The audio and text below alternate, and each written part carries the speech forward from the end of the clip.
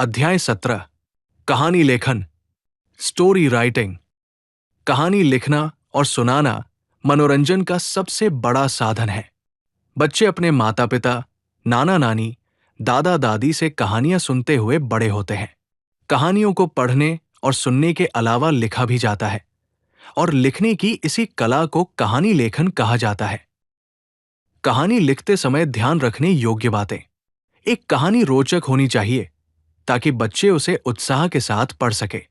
2 कहानी विषय के अनुसार ही होनी चाहिए। 3 कहानी की भाषा सरल और स्पष्ट होनी चाहिए। 4 कहानी का शीर्षक छोटा होना चाहिए। कहानी लेखन के प्रकार। कहानी 2 प्रकार से लिखी जा सकती है।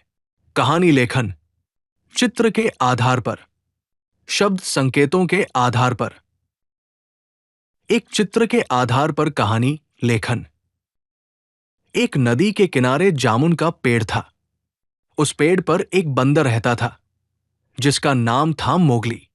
एक दिन पेड़ पर लगे मीठे जामुन को खाने की तलाश में मगरमच्छ उस पेड़ के पास आया। मगरमच्छ ने बंदर के सामने जामुन खाने की इच्छा जताई और बंदर ने मगरमच्छ को पेड़ पर से जामुन तोड़कर दे दिए। फिर रोज मगरमच्छ जामुन खाने के लिए पेड़ के पास आता और बंदर उसे रोज जामुन देता। धीरे धीरे दोनों में बहुत अच्छी मित्रता हो गई। एक दिन मगरमच्छ ने कुछ जामुन अपनी पत्नी को भी खिलाए। तब उसकी पत्नी ने यह सोचा कि जामुन इतने स्वादिष्ट हैं, तो सोचो उसे खिलाने वाले का दिल भी कितना मीठा होगा। मगरमच्छ ने अपनी पत्नी से बंदर का दिल निकालकर उसे देने का वादा किया। पेड़ पर बैठा बंदर मगरमच्छ का इंतजार कर रहा था। मगरमच्छ ने बंदर से अपनी पत्नी से मिलने के लिए कहा। बंदर मान गया और उसकी पीठ पर बैठकर उसके साथ चल दिया।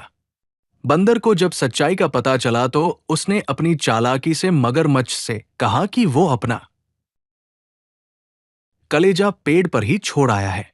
मगरमच्छ बंदर की बातों में आ गया और उसे वापस पेड़ पर जाकर छोड़ आया। इस तरह से बंदर ने अपनी जान बचा ली। इस कहानी से हमें ये सीख मिलती है कि संकट के समय हमें घबराना नहीं चाहिए और हमें अच्छे और बुरे मित्रों की पहचान होनी चाहिए।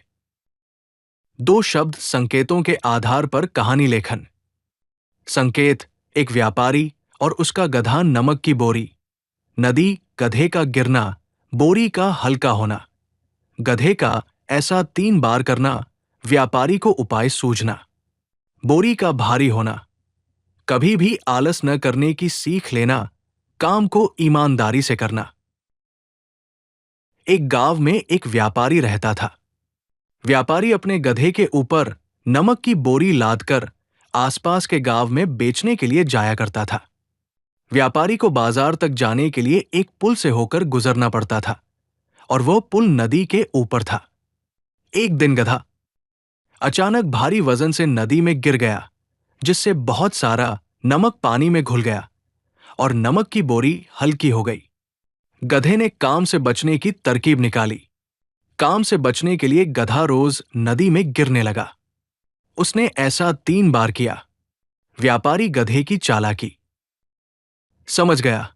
व्यापारी को उपाय सूझा और उसने नमक की जगह गधे की पीठ पर रुई की बोरी रख दी। नदी के आने पर जब गधा पानी में गिरा तो इस बार बोरी का वजन भारी हो गया। गधे को भारी वजन के साथ घर लौटना पड़ा। उसे कभी ना आलस करने की सीख मिल गई, जिसके बाद गधा अपना काम ईमानदारी से करने लगा।